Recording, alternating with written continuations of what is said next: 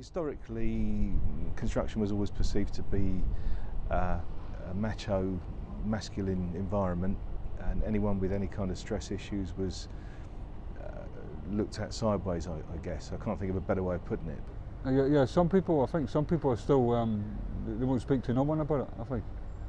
But it depends how serious the problem is, I think. If it's a big problem, they're probably keeping it to themselves.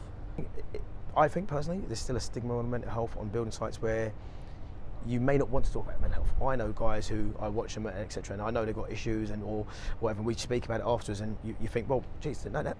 So I think guys, or people on building sites find it hard to speak about if they've got an issue on site, maybe because they see it as being a failure. I've been in the industry all my life, over 40 years, and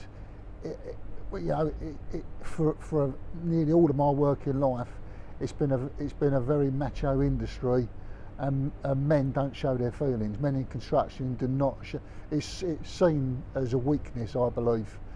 Towards the end of last year, just before Christmas, where I went onto the site, and there was a guy, an operative, who was clearly frustrated and distressed, and was saying in a very loud voice to other members of staff there, I can understand why people in construction commit suicide. So I spent time with him, and which I thought was important.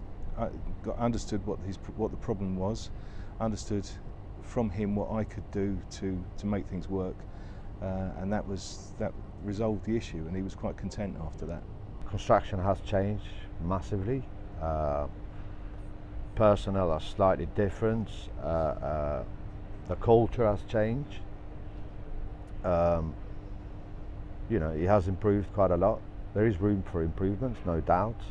Because there are lots of people out there who's those little companies, SMEs. I mean, there's people who care there, but they just don't necessarily have the infrastructure to do that. You know, the value of the contract is not that much.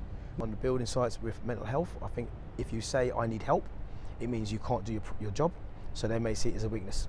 So I think people are, some people may be worried to actually ask for help. We always tell our people, and I've said it for years, the weakness personally is not asking for help. I think obviously people like yourselves have brought that into people's, it comes out in toolbox talks, for instance, so that sort of stuff's there. So it's I don't know if it's bred into you, but it's certainly it's mentioned quite a lot. So, and I think you just digest that and you start taking it in, don't you? Attitude towards this has to go across the board. So it has to go from an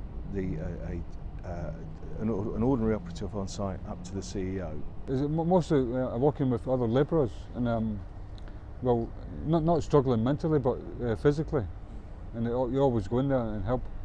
You know, somebody's trying to push something heavy.